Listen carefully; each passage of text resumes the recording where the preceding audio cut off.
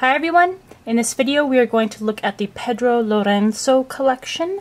It's the collaboration collection with MAC, and you may notice if you're familiar with the collection that there are a couple of things missing.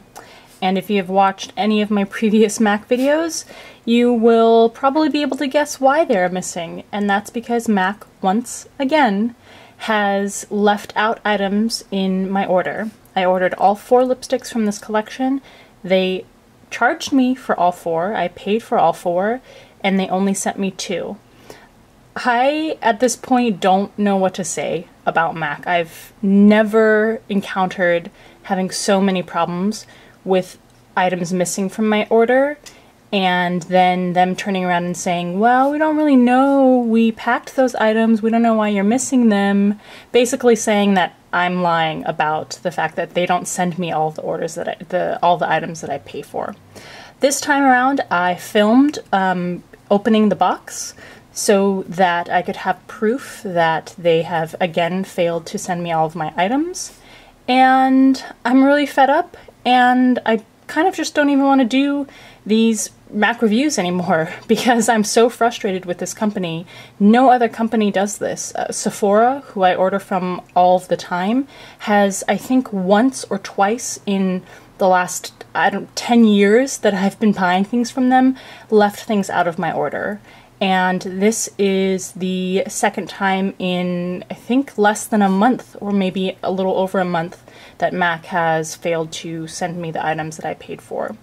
So I don't know. I guess I will just continue to try to let people know and encourage them to not purchase MAC products from the MAC website, and if they really want something, to go ahead and purchase it through Nordstrom, and then Nordstrom, which doesn't have this problem, at least will receive some benefit from you purchasing through them.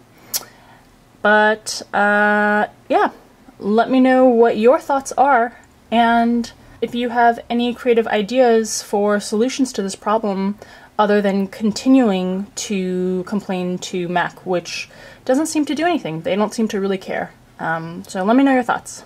Alright, let's get on to these swatches. As always, at allurabeauty.com there will be full reviews for each of these items, as well as the lip products applied to the lips. Alright, so here is the eyeshadow palette. It is $44. It includes the shades Pink Sands, All That Glitters, Rosé Cloud, and Sable. Here is Pink Sands, which MAC describes as a light, fleshy peach. I think it's definitely more of a pink than a peach. It has a matte finish. All That Glitters, which is a permanent shade. This is a frosted champagne with gold pearl, and it has a Velux pearl finish. Here is Rosé Cloud, which MAC describes as a soft gold beige. I think it's just a soft brown. Has a matte finish also. And last is Sable, another permanent color, so it's not new, not limited edition. It is a cool bronze shade and has a frost finish. Next we have, unfortunately, only 2 of the 4 lipsticks in this collection. These are $17.50 each. Here is Peach Beige, and here is Roxo. Peach Beige is a beige color with gold pearl, apparently. It's an amplified finish formula. I don't see any gold pearl in this shade, it's just a light nude. And Roxo is a deep red. Again, it has an amplified formula to it. There is one cream color base that has been released with this collection. It cost $22, and it's in the shade Hush. This is a soft peach with icy shimmer. This will be used as a cream luminizer on the skin. So you can use it on the cheekbones, under the brow bone, down the center of the nose even.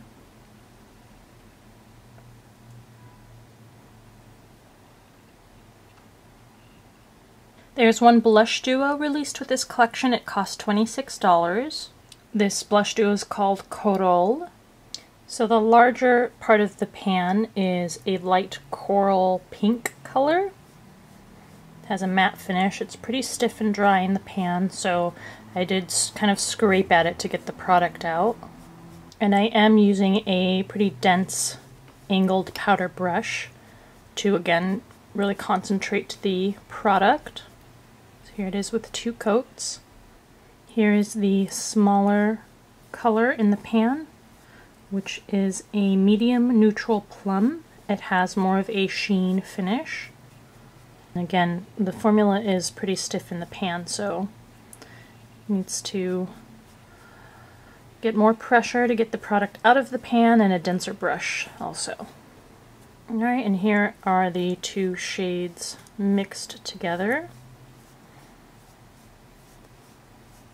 Definitely needs 2 layers of product. And here are the 2 lip glosses. They are $16.50 each. Here's the shade Mirror, and here's the shade Golden Mirror.